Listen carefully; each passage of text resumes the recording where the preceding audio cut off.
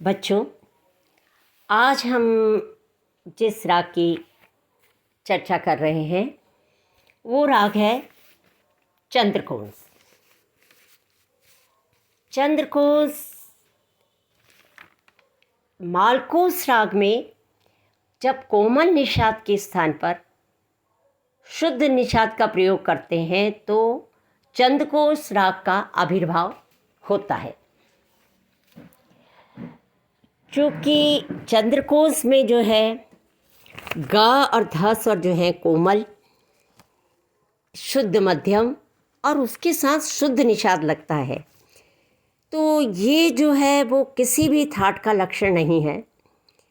इस कारण जो हिंदुस्तानी उत्तर भारतीय संगीत में जो प्रचलित 10 थाट हैं उसमें से इसको हम किसी भी 10 थाट के अंतर्गत नहीं इसको रखा जा सकता, चूँकि यह मालकोस अंग का राग है और मालकोस को भैरवी थाट का राग माना जाता है, तो इस कारण इसे भी भैरवी थाट के अंतर्गत मान लेते हैं। तो इस तरह से ये जो थाट, इसमें ये मालकोस अंग का राग है और इसमें जो लगने वाले स्वर हैं वो हैं गाधा कोमल, बाकी स्वर शुद्ध। वर्जित स्वर इस राग में है आरोह अवरोह में रे और प स्वर जो हैं इसमें नहीं लगते हैं, इस कारण इसकी जाति ऑडव ऑडव मानी जाती है। वादी स्वर इस राग का मध्यम और संवादी स्वर इस राग का षड्ज माना जाता है और गायन वादन का समय जो है वो रात्रि का तीसरा प्रहर माना गया है। तो इसका आरोह जो चलते हैं वो है नीसा गामा ध नीसा और अवरोह सा नी धामा गामा ग सा। तो राग का मेन स्वरूप है गाम ग सा नी ध नी सा, तो नी जो है इसमें शुद्ध प्रयोग होता है। एक दूसरे मत के अनुसार राग चंद्रकोस जो है वो काफ़ी थाट जन्य है और उस मत के अनुसार राग बागेश्वरी में जब रेपा वर्ज करने से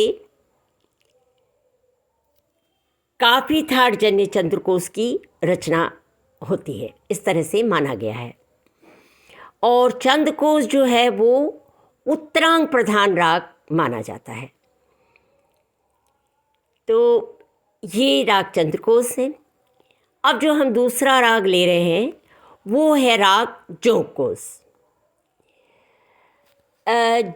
चंद्रकोस की तरह ही जोगकोस भी जो है, जो भारतीय संगीत में जो प्रचलित 10 थाट हैं उसमें से यह राग भी किसी 10 थाटों के अंतर्गत नहीं आता है और ये एक नवीन राग जो है, क्योंकि प्राचीन काल में ये राग नहीं था। ये जो है अब इस राग में भी यह है कि ये राग चंद्रकोस अंग का राग है और चंद्रकोस को भैरवी थाट के अंतर्गत माना जाता है। इस दृष्टि से जोगकोस को भी भैरवी थाट के अंतर्गत मान लिया जाता है। तो इस तरह से इसकी जाति जो है वो थाट इसका भैरवी। लगने वाले इसमें जो स्वर हैं वो हैं दोनों गंधार, दोनों निषाद, कोमल धैवत और बाकी के स्वर शुद्ध। वर्ज स्वर इस राग में ऋषभ, आरोह में इसलिए इसकी जाति षाडव षाडव मानी जाती है।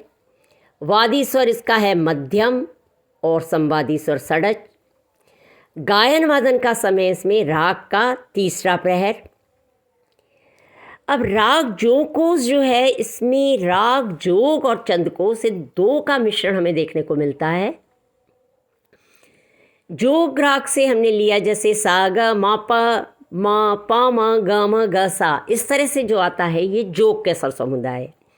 इसी तरह से माधा नीसा ग सा ताड़ सप्तक की तरफ ये स्वर समूह राग चंद्रकोस का है।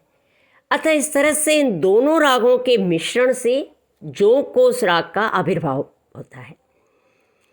कुछ विद्वानों का कहना है कि ये राग मालकोस अंग का होना चाहिए, उसको ये मालकोस अंग का मानते हैं, परंतु पंडित रामाशय झा जी ने भी उनके अनुसार भी इस राग को चंद्रकोश अंग का मानना ही उचित है, क्योंकि उनके अनुसार उन्होंने भी कहा है कि गंधार के साथ यदि निषाद इसमें मालकोस अंग की तरह से होता तो इसे मालकोस अंग का राग माना जा सकता था, परंतु इस राग में कोमलनी का प्रयोग ना तो राग जोग की तरह होता है और ना ही मालकोस अंग की तरह होता है, वरन जोग कोश में केवल कोमल निषाद का प्रयोग अत्यंत एक तो अल्प होता है और वो भी एक विशिष्ट ढंग से, जैसे धनी ध प मा, यहाँ पर जो है कोमल निषाद इस प्रकार इस स्वर समुदाय में प्रयोग होता है। तो इस राग में कोमल ग के साथ शुद्ध नि का प्रयोग होने से इसे चंद्रकोश अंग इसमें ज़्यादा प्रबल दिखता है, इस कारण इसे चंद्रकोश अंग का राग मानना ज़्यादा उचित है।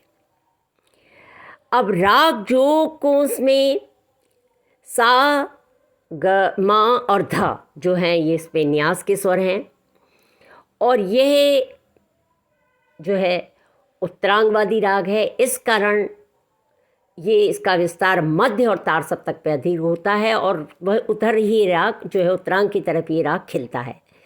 और इस राग में दोनों गंधार और पंचम का प्रयोग करने से राग चंद्रकोश की छाया जो है दूर होती है, यानी अगर इसमें चंद्रकोश ज़्यादा हावी हो रहा हो तो दोनों गंधार और पंचम का प्रयोग करेंगे तो राग चंद्रकोश की छाया हट जाएगी। इसी तरह से यदि राग जोग का प्रभाव अधिक हो रहा है तो उसको दूर करने के लिए शुद्ध निषाद को प्रबल करने और कोमल दैवत के प्रयोग से राग जोग का प्रभाव दूर हो जाता है। अतः शुद्ध गंधार आरोह में लगता है और कोमल गंधार अवरोह में इसमें प्रयुक्त होता है। तो आरोह इसका चलता है सा ग म प ध प म ध नि सा, अवरोह सा नि ध प ध नि ध प म ग म ग सा। इसी प्रकार इसका मुख्य स्वर समूह लिया जाता है ध नि सा ग म प ध नि ध प म ग म ग सा। इस तरह से जो है ये राग बनता है।